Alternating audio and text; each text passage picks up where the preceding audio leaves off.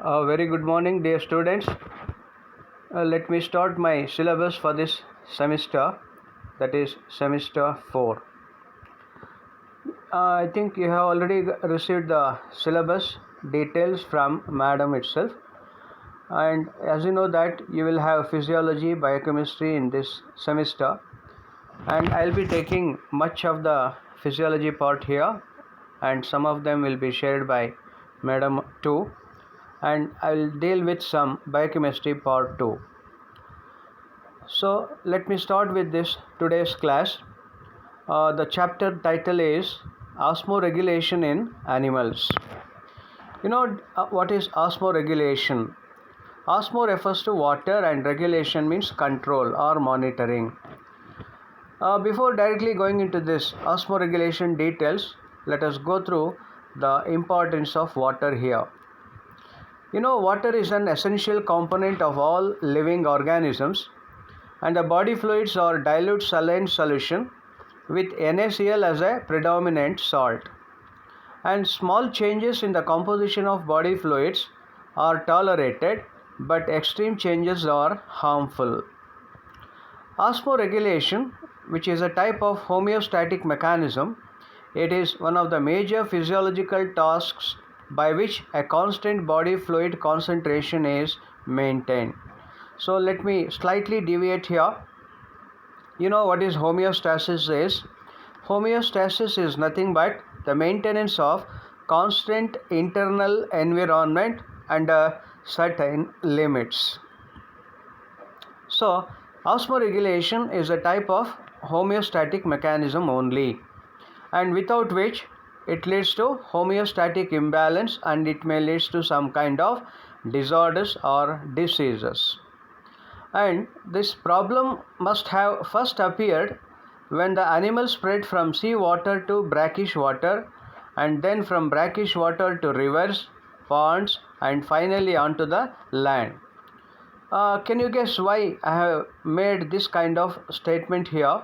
Because as you know that at its beginning the life was originated in the sea water, and from such sea waters the living organisms start migrating towards brackish water, and from brackish water to rivers and ponds, and finally onto the land.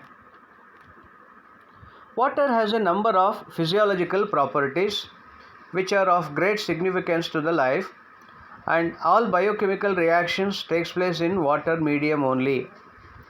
Maintenance of water balance is very essential for continuation of life. The term osmoregulation, it was coined by Haber in 1902. It is not only the regulation of water but also the regulation of ionic balance.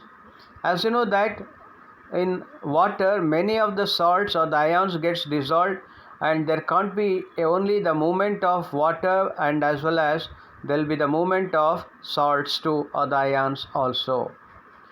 Hence these two processes are inseparable, and therefore it is now defined as the control of water and salt balance in organisms, or in other words, osmoregulation is the process by which an organism regulates the water and electrolytic balance in its body to maintain homeostasis.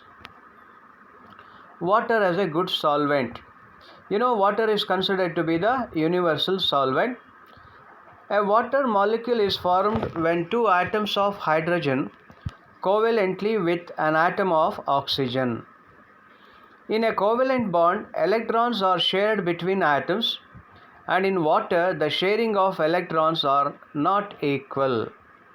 The oxygen atom attracts the electrons more strongly than the hydrogen atom, and this gives water an asymmetrical distribution of charge molecules, that is negative and positive charges, which have the ends with partial negative and positive charges, hence known as a polar molecule. So water is also known as a polar molecule because it has the two different types of ions in it, like some of them are negatively charged and some of them are positively charged, hence it is said to be a polar molecule.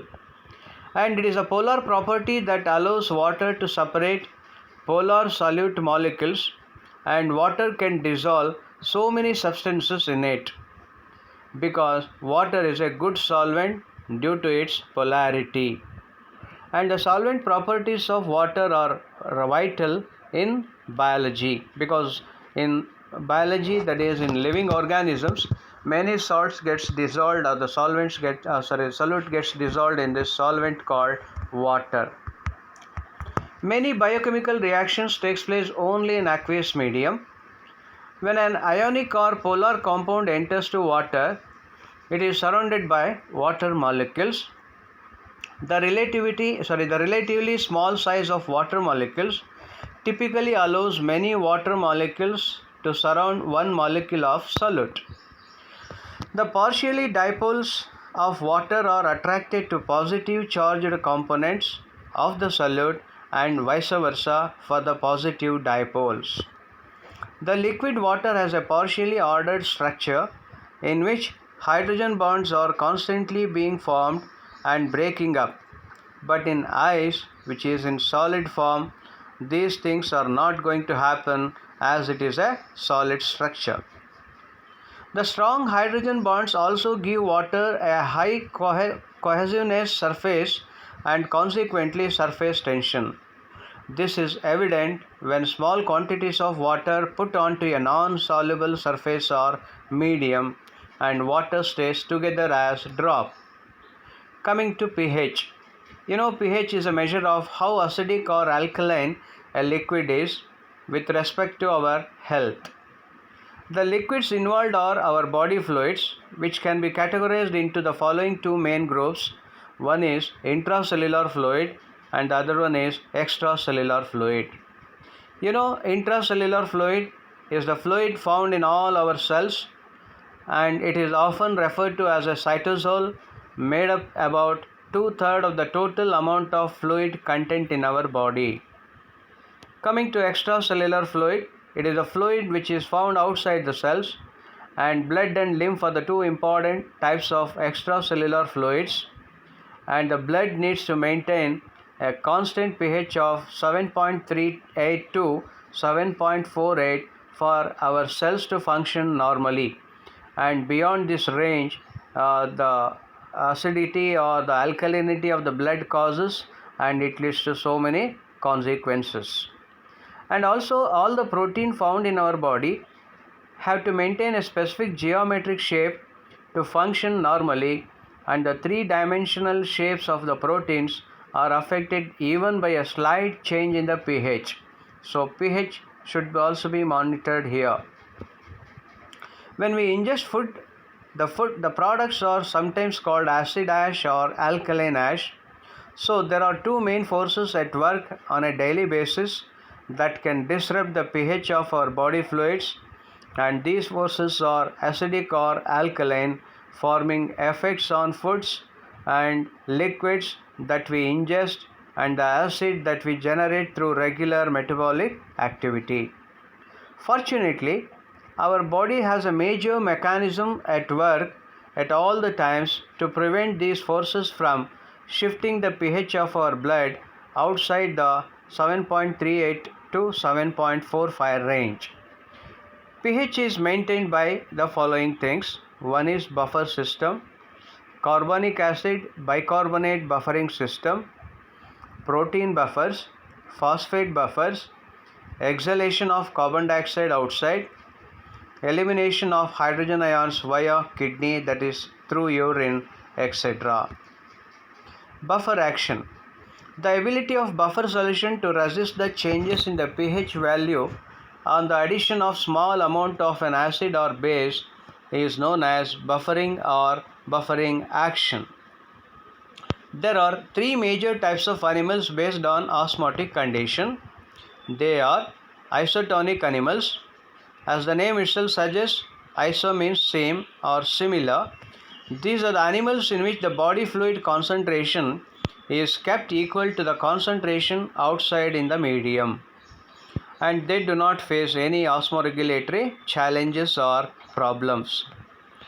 Coming to second type, hypotonic animals. Hypo means lesser, as you know. And these are the animals in which the body fluid concentration is less than the medium. Example, marine fishes like sharks. Third type, hypertonic animals. These are the animals in which the body fluid concentration is more than that of the medium. Example, freshwater fishes.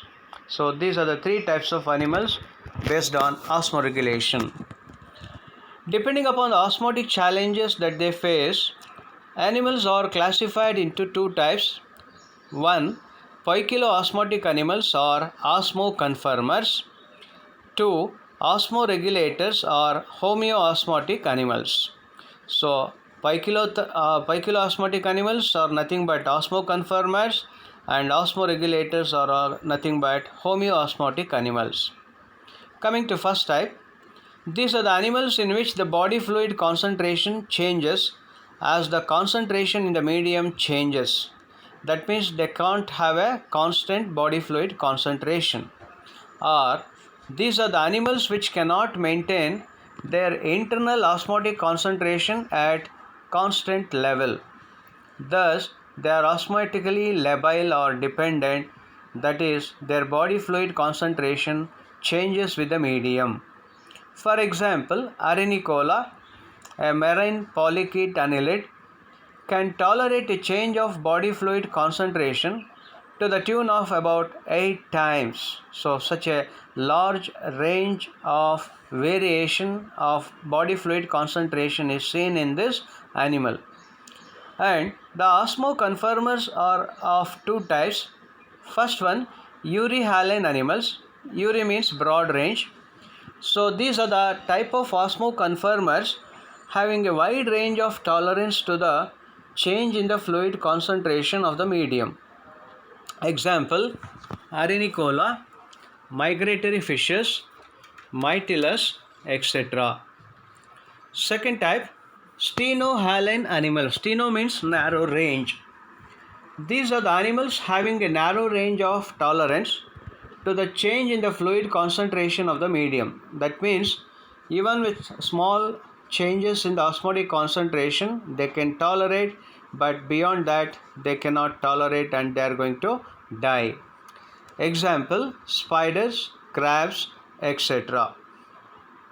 Second main type, osmoregulators or homeoosmotic animals. These are osmotically stable animals, not labile, and their body fluid concentration does not change with fluid concentration outside in the medium, and their body fluid concentration is independent of the fluid concentration in the medium to a greater extent. Now, coming to the details of osmoregulation in freshwater animals, for example, freshwater teleos. These are the hypertonic animals. Hypertonic means their body fluid concentration is more than that of the surrounding medium, that is fresh water. Generally, they face two problems. Water gain by endosmosis, that is more water enters to their body, and the second thing is salt loss. Thus, their osmoregulatory devices are meant for two major things. One, stop entry of water by endosmosis and stop the exit of salts. To achieve this, following are the osmoregulatory devices present in such freshwater animals. Number 1, body fluid concentration is kept as low as possible.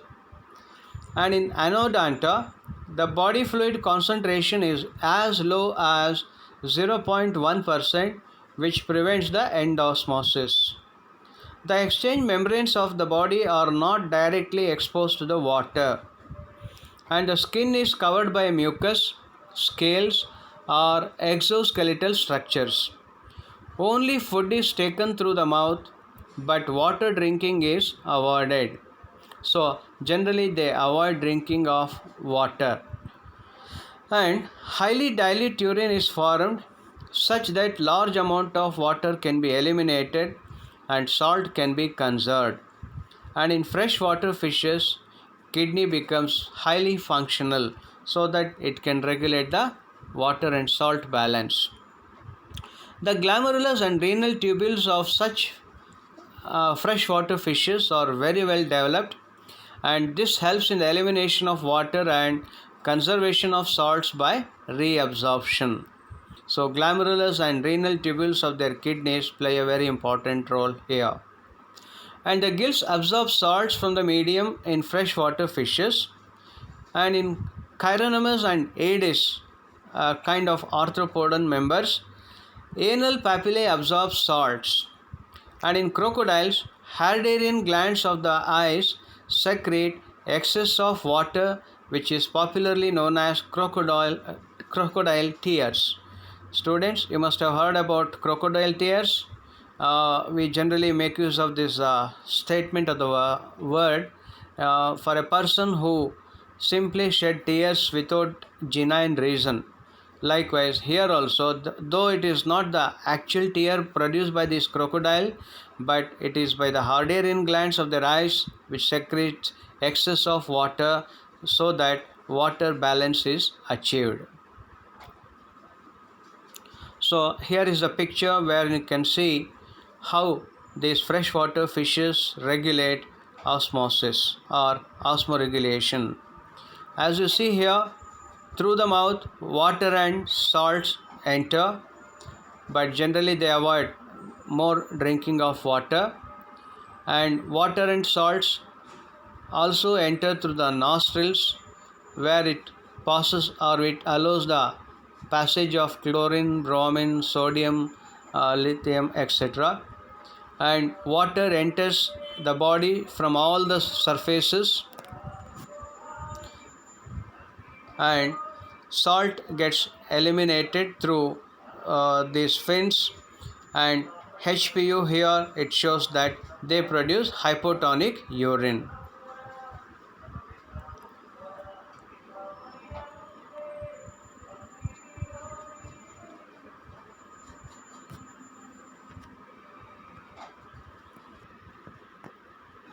So here is one more diagram showing how the salt and water balance is being maintained in such freshwater fishes, wherein as you see in the picture, the blue and red arrow marks are being shown here. The blue arrow marks show the movement of the ions, whereas the movement of water, whereas the red arrow marks shows the movement of salts. You see, they drink water, very little amount of water, so that it can regulate the osmotic balance. And here, as you see, the water and salts enter their body through gills, and the water enters even from the body surfaces, general body surface, and the skin also absorb water, and the salts are being eliminated through general body surface to some extent, and they produce excess amount of dilute urine or hypotonic urine. So this is how they are going to regulate the osmotic relationship. And though they have a wide range of challenges in this freshwater medium, they are affordable to sustain such kind of changes, and they are able to maintain osmotic balance. So this is all for today's class, students. Let us continue our discussion in the next class. Stay home, stay safe.